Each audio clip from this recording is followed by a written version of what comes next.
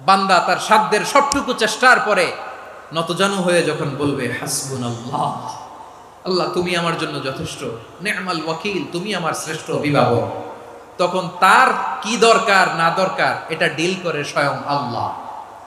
আমার মায়েরা, আমার বোনেরা, আপনারা এই দোয়াগুলো পড়বেন, আপনার স্বামীকে শেখাবেন, সন্তানকে শেখাবেন, আপনার পুরো পরিবারটাকে জান্নাতের টুকরো বানিয়ে দিবে কে? একদল আছে হাই হুতাশ করে, হায় আল্লাহ রে, মোর কি হইল রে, মুই কি হরমু রে, মুই কমবে জামু রে, আছে না নাই? এরকম বিলাপ করতে নিষেধ করেছেন বিশ্বনবী। কি করব, কই যাব, কি হবে, হায় হায়, এরকম হাহুতাশ আছে না নাই? বিশ্বাসীরা হাহুতাশ করে না, তারা ইন্না লিল্লাহ পড়ে। কি পড়ে মনে থাকবে? আমরা পড়ব ইন্না লিল্লাহি ওয়া ইন্না ইলাইহি রাজিউন। নিশ্চয়ই আমরা আল্লাহর জন্য, আমরা আল্লাহর দিকেই ফিরে যাব। এরপর পড়ব আল্লাহুম্মা আজুরনি ফি মুসিবাতি ওয়া খলুফ লি খায়রাম মিনহা। আল্লাহ, আমি যে বিপদে ধৈর্য ধারণ করলাম এটার সওয়াব দিও, আর যা হারালাম তার চেয়ে ভালো কিছু দিয়ে বদল করে দিও। সুবহানাল্লাহ পড়েন। বিশ্বনবীর হাদিস শুনলেন উম্মে সালামা রাদিয়াল্লাহু তাআলা আনহা। ওনার স্বামী হলো আবু সালামা। মজার ঘটনা খেয়াল করে শুনেন আমার প্রিয় কলিজার টুকরা ভাইয়েরা। কানগুলো খরগোশের কানের মতো খাড়া করে আমার দিকে তাকান। সাইয়্যিদাতুনা উম্মে সালামা রাদিয়াল্লাহু তাআলা আনহা, ওনার স্বামীর নাম আবু সালামা। শ্রেষ্ঠ দম্পতি, শ্রেষ্ঠ ফ্যামিলি। প্রথমে হিজরত করেছিলেন হাবাসায়, পরে হিজরত করেছেন মদিনায়। উহুদ যুদ্ধের পরে ওনার স্বামী আবু সালামা ইন্তেকাল করলো, শহীদ হলো। সুবহানাল্লাহ পড়েন। যখন আবু সালামা ইন্তেকাল করলো, উম্মে সালামা রাদিয়াল্লাহু তাআলা আনহা কেঁদে কেঁদে হয়রান। আর নবীর শিখানো বাণী অনুযায়ী তিনি বারবার পড়ছিলেন ইন্না লিল্লাহ। কি পড়ছিলেন? মুই কই জামু, কি হরমু, এগুলো বলে নাই। কি বলছে? ইন্না লিল্লাহ। যেহেতু বিশ্বনবী বলেছেন কেউ যদি বিপদের প্রথম ধাক্কায় পড়ে ইন্না লিল্লাহি ওয়া ইন্না ইলাইহি রাজিউন, আল্লাহুম্মা আজুরনি ফি মুসিবাতি ওয়া খলুফ লি খায়রাম মিনহা, তাহলে এই বিপদে যে সে যা হারালো তার চেয়ে শ্রেষ্ঠ কিছু দিয়ে আল্লাহ তার বদল দিয়ে দিবে।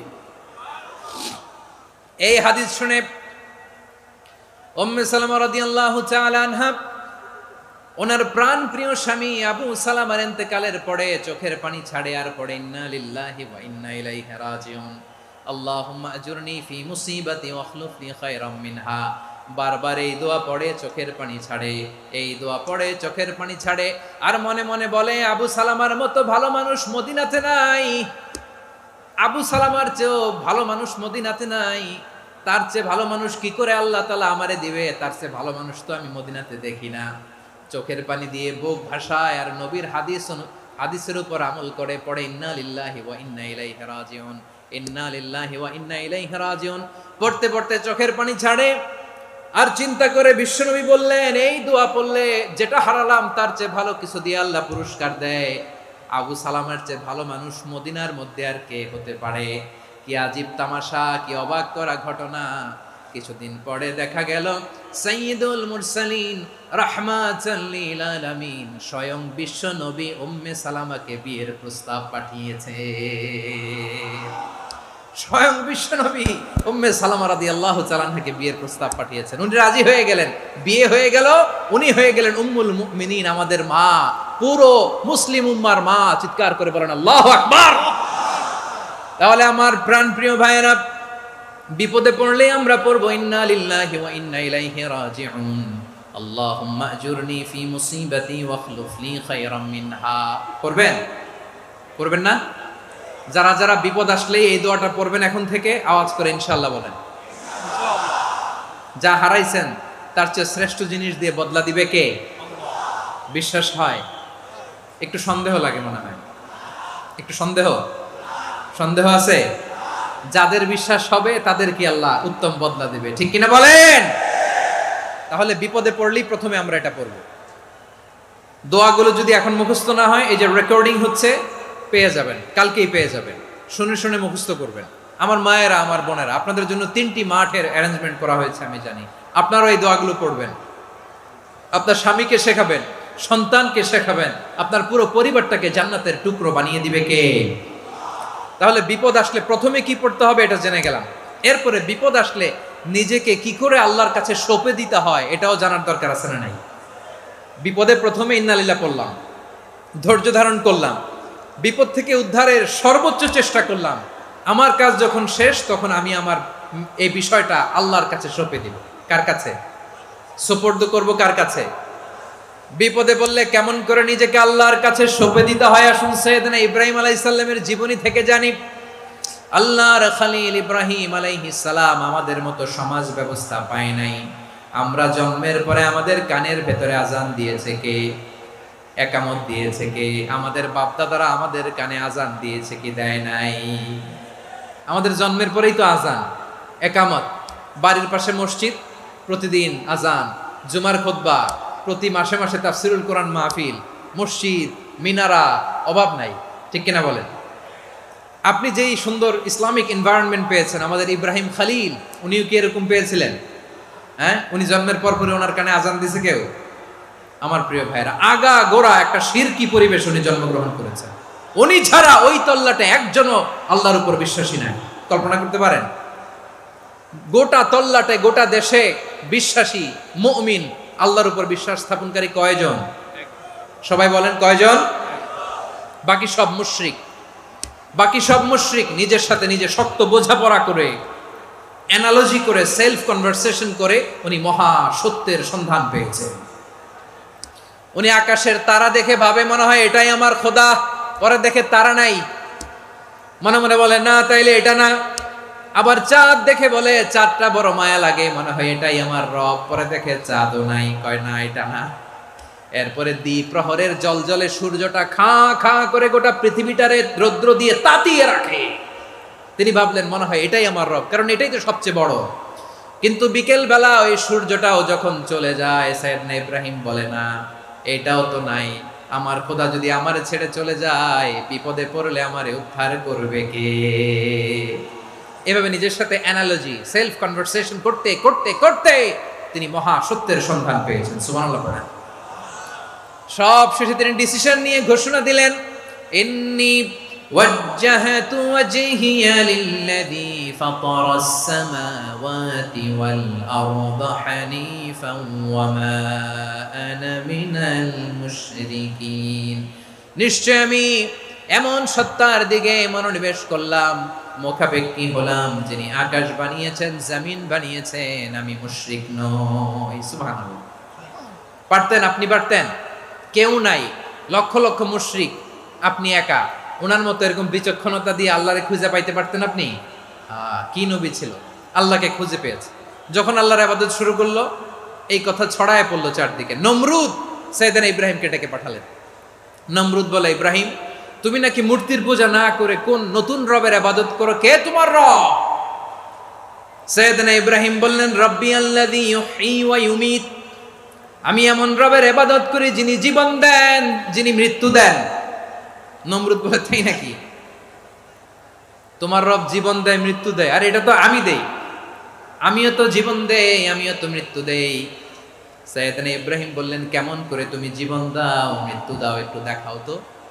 নমরুদ জেলখানা থেকে দুজন কয়েদিকে ডেকে আনলো। কয়েদি এনে অর্ডার করলো, একটাকে এখনই শিরোচ্ছেদ, হেড অফ, ডেথ পেনাল্টি, মৃত্যুদণ্ড দেয়া হলো। ফিনকি দিয়ে রক্ত বেরোলো। নমরুদ বলে, দেখো দুজনকে ধরে আনলাম, একজন কয়েদিকে দিলাম ডেথ পেনাল্টি, মৃত্যুদণ্ড, ওরে মৃত্যু দিলাম। আরেকজন যে দাঁড়িয়ে আছে, চাইলে ওরেও আমি মৃত্যুদণ্ড দিতে পারি, কিন্তু না, ওরে আমি দিব না, ওরে আমি বাঁচায় দিলাম, ছেড়ে দিলাম, মানে জীবন দিলাম। দেখো ইব্রাহিম, তোমার চোখের সামনে একজন রে মৃত্যু দিলাম, আরেকজন রে জীবন দিলাম। আপাত দৃষ্টিতে তাই তো, একজন রে তো জীবন দিল, আরেকজন রে মৃত্যু দিল। সাইয়েদনা ইব্রাহিম এবার বিপাকে পড়ে গেলেন। কিন্তু এক একজন নবীকে আল্লাহ এমন উইজডম বিচক্ষণতা দিয়ে এই জমিনে পাঠিয়েছেন। মুহূর্তের মধ্যে আল্লাহর খলিল ইব্রাহিম বললেন, فإن الله يأتي بالشمس من المشرق فأت بها من المغرب فبهت الذي كفر। আল্লাহর খলিল ইব্রাহিম বললেন, নমরুদ বুঝলাম তুমি জীবন দাও, মৃত্যু দাও, দেখলাম, কিন্তু আমার রব, আমার আল্লাহ প্রতিদিন সকালবেলা উষা লগ্নে ওই পূর্ব দিগন্ত থেকে সূর্যটাকে উদিত করেন, সাঁঝের বেলা, বিকেল বেলা, কুথুরি লগ্নে, সন্ধ্যা বেলা ওই দ্বিপ্রহরের জল জলে সূর্যটাকে পশ্চিম দিগন্তে ডুবিয়ে দেন। মানে সকালবেলা পূর্ব দিক থেকে উদিত করা সূর্যটাকে পশ্চিম দিকে বিকেলে তিনি ডুবিয়ে দেন। তুমি যদি পারো ওই সূর্যটাকে পশ্চিম দিক থেকে উদিত করে পূর্ব দিকে ডুবিয়ে দাও। সুবহানাল্লাহ পড়বেন না? দেখেন, ইনস্ট্যান্ট ইন্টেলেক্ট, মুহূর্তে বিচক্ষণতা, উইজডম কাকে বলে? নমরুদ পারবে? নমরুদের বাপ পারবে? ওর 14 গোষ্ঠী, গোটা বিশ্বের সব ক্ষমতাধর রাষ্ট্রনায়করা একসাথে হলে পারবে? ফাবুহিতাল্লাযী কাফার, পারে নাই, ব্যর্থ হয়েছে। এবার তেলে বেগুনে জ্বলে উঠেছে, রেগে মেগে আগুন বলে ফালকুহু ফিল জাহিম। ওর সাথে তর্ক নাই, না পেরে এবার এটারে আগুনে ফেলা। বিশাল বিশাল গাছ কেটে লাকড়ি এনে আগুনের কুণ্ডলি বানানো হলো, দাউ দাউ দাউ দাউ করে আগুন জ্বলে। আল্লাহর খলিল ইব্রাহিমকে আগুনে নিক্ষেপ করা হবে। আল্লাহর খলিল সাইয়েদনা ইব্রাহিমের হাতের মধ্যে রশি দিয়ে টাইট করে বাঁধা হলো, পায়ের মধ্যেও টাইট করে রশি দিয়ে বাঁধা হলো। আল্লাহর খলিল ইব্রাহিমকে আগুনের কুণ্ডলির মধ্যে ফেলা হবে। ও মিয়া, আপনি যে বিপদের কারণে ভয় পান, হতাশ হন, এটা কোনো বিপদ ওনার বিপদের সামনে? পটুয়াখালী আওয়াজ করে বলুন, সাইয়েদনা খলিল ইব্রাহিমের বিপদের সামনে আমাদের বিপদগুলো কোনো বিপদ? এটা কোনো বিপদই না, এটা কোনো বিপদই না। হাত পা বেঁধে টাইট করে নিক্ষেপ করা হবে, সিম্পলি ফেলা যাবে না, কারণ দাউ দাউ করে দ্য ব্লেজিং ফায়ার, এমন আগুনের কুণ্ডলি, কাছে যাওয়া যায় না, আগুনের উত্তাপে নিক্ষেপ করা হবে। হাতে রশি বেঁধে, পায়ে রশি বেঁধে আল্লাহর খলিল ইব্রাহিম আলাইহিস সালামকে আগুনের মধ্যে নিক্ষেপ করা হবে। আহা, এটার বলে অগ্নি পরীক্ষা। উনি অগ্নি পরীক্ষার সম্মুখীন হয়েছিলেন। এজন্য কঠিন পরীক্ষাকে আমরা অগ্নি পরীক্ষার সাথে তুলনা করি, ঠিক কিনা? সাইয়েদনা জিবরাইল এসে বললেন, ও আল্লাহর খলিল, ওরা তো আপনার হাতও বেঁধে ফেললো, পাও বেঁধে ফেললো, নড়াচড়ার সুযোগ নাই, বলেন আমি জিবরিল ফেরেশতা আপনার জন্য কি করতে পারি? আল্লাহর খলিল ইব্রাহিম বলেন, ও জিবরাইল, তোমার কাছে আমার কোনো চাওয়া পাওয়া নাই। সুবহানাল্লাহ বলেন। তোমার কাছে বলার কিছু নাই, তোমার সাহায্যের আমার দরকার নাই। সাইয়েদনা ইব্রাহিম আলাইহিস সালামকে হাতে পায়ে রশি বেঁধে, হাত পা বাঁধা অবস্থায় জ্বলন্ত অগ্নিকুণ্ডে যখন নমরুদের দলবল নিক্ষেপ করবে, আল্লাহর খলিল কিভাবে নিজেকে আল্লাহর কাছে সঁপে দিয়েছেন, পটুয়াখালীর ভাইরা খেয়াল করে শুনুন। হাত পা বেঁধে আল্লাহর খলিলকে যখন নিক্ষেপ করা হবে, তিনি মুখ ফুটে বলে ফেললেন, হাসবুনাল্লাহু ওয়া নি'মাল ওয়াকিল। হাসবুনাল্লাহু ওয়া নি'মাল ওয়াকিল, আমার জন্য আল্লাহই যথেষ্ট, আমার জন্য আল্লাহই যথেষ্ট। তিনি আমার সবচেয়ে বড় গার্ডিয়ান, তিনি আমার সবচেয়ে বড় অভিভাবক। জিব্রাইলের সাহায্যে অফারকে ফিরিয়ে দিলেন, দুনিয়ার বুকে কারো কাছে কিছু বলেন নাই, মুখ ফুটে বলেছেন হাসবুনাল্লাহ। ও আমার পটুয়াখালীর প্রাণের ভাইয়েরা, খেয়াল রাখবেন, কোন বান্দা তার হাতে থাকা সব চেষ্টাটুকুন করার পরে মুখ ফসকে মুখ দিয়ে যখন বলে ফেলে হাসবুনাল্লাহ, বান্দা যখন হাসবুনাল্লাহ বলে ফেলে, ওই ব্যাপারটা ডিল করার দায়িত্ব স্বয়ং আল্লাহ আরশের উপর থেকে নিয়ে নেয়। আপনি যখন বলে ফেলবেন হাসবুনাল্লাহ, এটা ডিলিং করবে কে তখন? চিল্লায় বলেন না, তিনি কে? বান্দা তার সাধ্যের সবটুকু চেষ্টার পরে নতজানু হয়ে যখন বলবে হাসবুনাল্লাহ, আল্লাহ তুমি আমার জন্য যথেষ্ট, নি'মাল ওয়াকিল, তুমি আমার শ্রেষ্ঠ অভিভাবক, তখন তার কি দরকার না দরকার এটা ডিল করে স্বয়ং আল্লাহ। নিক্ষেপ করা হলো সাইয়েদনা ইব্রাহিমকে অগ্নিকুণ্ডলিতে। হাজার হাজার মানুষের দৃশ্য দেখার জন্য জড়ো হয়েছে এরকম বিশাল ময়দানে। কিন্তু কি অবাক করা ঘটনা, সবাই ভয় পাচ্ছিল, না জানে কি হয়ে যায়। আল্লাহর খলিলকে যখন আগুনের কুণ্ডলিতে নিক্ষেপ করা হয়, আল্লাহর খলিল ইব্রাহিম আগুনের কুণ্ডলীর মধ্যে বসে বসে মানুষগুলোর দিকে তাকিয়ে হাসতে শুরু করে দেয়। কারণ আকাশ থেকে রব্বুল আলামিন স্পেশাল ভার্ডিক্ট নাজিল করেছেন, স্পেশাল হুকুম জারি করেছেন, কুলনা ইয়া নারু কুনি বারদান ওয়া সালামান আলা ইব্রাহিম। ও আগুন, খবরদার, সৃষ্টির শুরু থেকে তোকে একটা ধর্ম আমি বাতলে দিয়েছিলাম, তোর ধর্ম আগুনের ধর্ম হলো যা পাবে জ্বালিয়ে ছারখার করবে। আল্লাহ বলল, আগুন তোর ধর্ম দিয়েছিলাম তুই সব জ্বালিয়ে পুড়িয়ে ছারখার করে দিবি, কিন্তু ক্ষণিকের জন্য আমি তোর জ্বালিয়ে দেওয়ার ক্ষমতাটাকে কেড়ে নিলাম, জ্বালিয়ে ভস্ম করে দেওয়ার ক্ষমতা আমি কেড়ে নিলাম। কুনি বারদান, ঠান্ডা হয়ে যা। কিন্তু এত বেশি ঠান্ডা হবি না আবার আমার ইব্রাহিমের জন্য সর্দি লেগে না যায়। সুবহানাল্লাহ, এত আসতে বললে হবে? কুনি বারদান, বার্দ মানে বরফ, ঠান্ডা।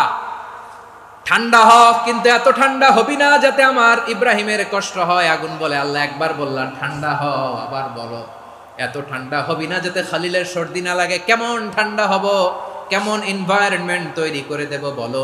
আল্লাহ বললেন, সালামান আলা ইব্রাহিম, আমার খলিল, আমার কলিজা, আমার ইব্রাহিমের জন্য তুই জান্নাতের গুল বাগিচা হয়ে যা। ও ভাই, নবী মুসার মতো ঈমান হলে রাস্তা হবে সাগর জলে, নবী ইউসুফের মতো ঈমান হলে একে একে দরজা খোলে। নবী ইব্রাহিমের মতো ঈমান যদি আজও থাকে বিদ্যমান, অগ্নিকুণ্ডে দেখতে পাবে খুবসুরতে ফুল বাগান। কুলনা ইয়া নারু কুনি বারদান ওয়া সালামান আলা ইব্রাহিম। বান্দা যখন মুখ দিয়ে বলে হাসবুনাল্লাহ, আমার আল্লাহ আমার জন্য যথেষ্ট, এই বলে যখন নিজেকে সঁপে দেয়, তার কি লাগবে ওই দায়িত্ব স্বয়ং নিয়ে নেয় কে? সবাই বলেন, স্বয়ং নিয়ে নেয় কে? তাহলে আমার প্রিয় ভাইরা, বিপদের শুরুতেই আমরা বলবো ইন্না লিল্লাহ। শুরুতে কি বলবো? এরপরে যেই বাক্যটা পড়ে নিজের পরিস্থিতিকে আল্লাহর দরবারে সঁপে দিব, সেটা হচ্ছে হাসবুনাল্লাহ। সেটা কি? বিষ্ণু বলেন, লা ইয়াজালু লিসানুকা রাতাবান মিন যিকরিল্লাহ। সব সময় আল্লাহর স্মরণ দিয়ে, জিকির দিয়ে জিহ্বাটারে সিক্ত রাখো। আর শয়তানু জাসিমুন আলা কলবি ইবনে আদম, শয়তান বনি আদমের কলবে খামচি মেরে বসে থাকে। ফাইদা যাকারাল্লাহ খালাসা, মানুষ যখন আল্লাহর স্মরণ করে জিকির করে, শয়তান দৌড়ে পালায়। ওয়াইদা গাফালা ওয়াসওয়াসা, যখনই বনি আদম গাফেল হয় তখনই শয়তান তার হৃদয়ে ওয়াসওয়াসা দেয়। এজন্য বিপদে পড়লে ইন্না লিল্লাহ, নিজের সব টুকুন করার পরে, নিজের রোল প্লে করার পরে নিজেকে আমরা কি বলে সঁপে দিব? সবাই বলেন, সবাই বলতে হবে। আরো জোরে বলে, মনে থাকবে? বিপদে পড়লে প্রথমে ইন্না লিল্লাহ, এরপর